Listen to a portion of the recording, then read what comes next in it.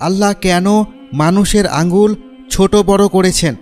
আপনি কি জানেন পায়ের আঙ্গুলের মধ্যে কি কি রহস্য লুকিয়ে আছে?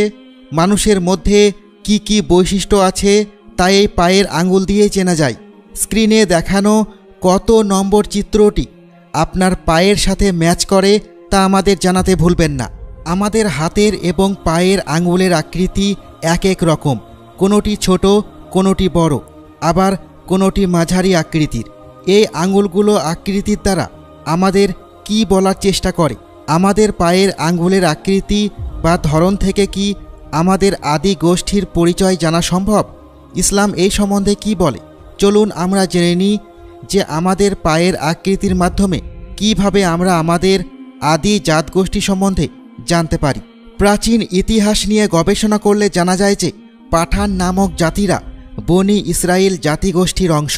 বনি ইসরাইল হচ্ছে সেই জাতি যারা হজরত মুহাম্মদ সাল্লাল্লাহু আলাইহি ওয়াসাল্লামের ইসলামের দাওয়াত গ্রহণ করেছিল এবং আল্লাহর প্রতি ঈমান এনেছিল।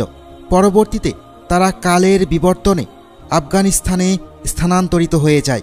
এরকম আরও অনেক জাতিগোষ্ঠী বা সম্প্রদায় সময়ের পরিক্রমায় এক স্থান থেকে পৃথিবীর অন্য স্থানে ছড়িয়ে যায়। বিভিন্ন গবেষণায় জানা গেছে যে মানুষের পায়ের আঙ্গুলের আকৃতির মাধ্যমে তাদের আদি জাতিগোষ্ঠীর পরিচয় জানতে পারা যায়। এখন ইসলাম এই সম্বন্ধে কি বলে সেটাই আমরা এই ভিডিওতে জানব।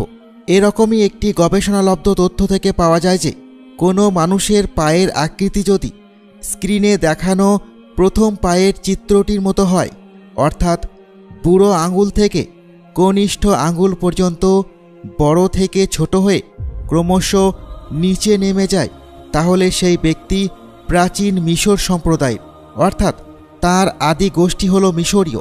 আবার যদি কোনো ব্যক্তির পায়ের আকৃতি স্ক্রিনে দেখানো দ্বিতীয় চিত্রটির মতো হয়, অর্থাৎ বুড়ো আঙ্গুলসহ পরের দুইটা আঙ্গুল একই সমান এবং দুই আঙ্গুল তাদের থেকে ছোট হয়, তাহলে সেই ব্যক্তির আদিগোষ্ঠী রোমানীয় সম্প্রদায়ের। আবার যদি কোনো ব্যক্তির পায়ের আঙ্গুল তৃতীয় চিত্রটির মতো হয়, অর্থাৎ বুড়ো আঙ্গুলের ডান পাশের আঙ্গুলটি সবচেয়ে বড় এবং তার পাশের দুইটি আঙ্গুল ক্রমশ বড় থেকে ছোট হয়ে নিচের দিকে নেমে যায়, তাহলে সেই ব্যক্তি প্রাচীন গ্রিক সম্প্রদায়ের।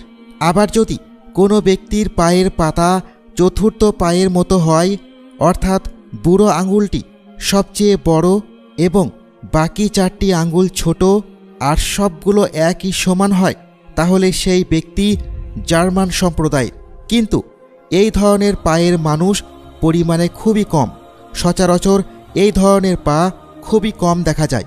একইভাবে যদি কোনো ব্যক্তির পায়ের সবগুলো আঙ্গুল বরাবর বা একই সমান হয়ে থাকে, তাহলে বলা যায় সেই ব্যক্তিটি অনেক বুদ্ধিমান এবং চতুর হয় এবং তার সাথে সাথে ওই ব্যক্তির মাঝে সিদ্ধান্ত নেওয়ার ক্ষমতা ভরপুর থাকে।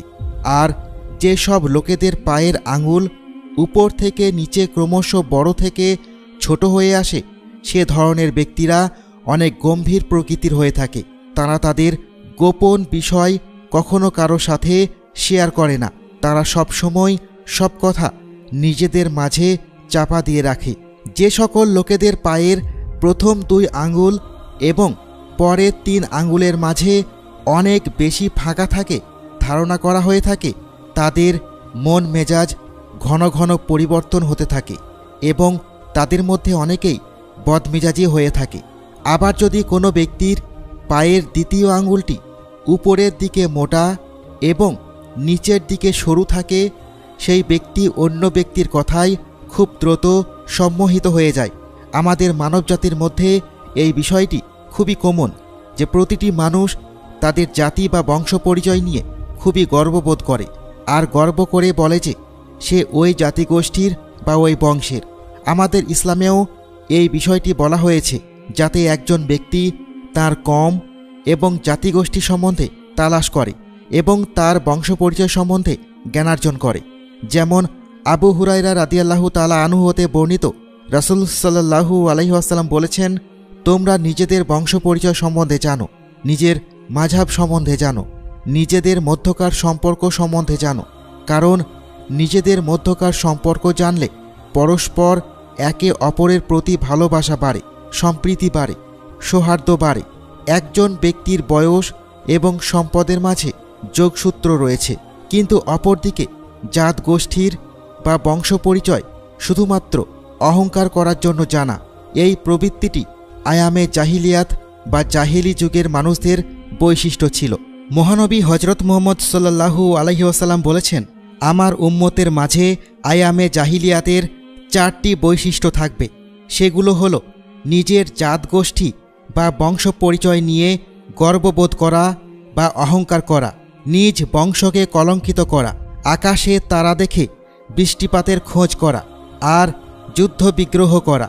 যদি কোনো ব্যক্তির পায়ের আকৃতি ভিডিওর শুরুতে বর্ণনা করা আকৃতিগুলোর মতো হয়, তাহলে ধারণা করা হয় যে তাদের জাতগোষ্ঠী সেগুলোই হবে যেমনটা ভিডিওর শুরুতে বলা হয়েছে।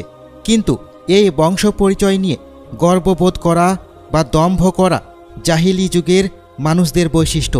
একইভাবে যারা রাসূল সাল্লাল্লাহু আলাইহি ওয়াসাল্লামের উম্মত, তাদেরকে ইসলামে অনেক সম্মানের জায়গা দেওয়া হয়েছে, কিন্তু তার মানে এই না যে তারা অন্যান্য সকল সম্প্রদায়ের থেকে শ্রেষ্ঠ, বরং ইসলামে প্রতিটি মানুষকেই সম্মানের দরজা দেওয়া হয়েছে।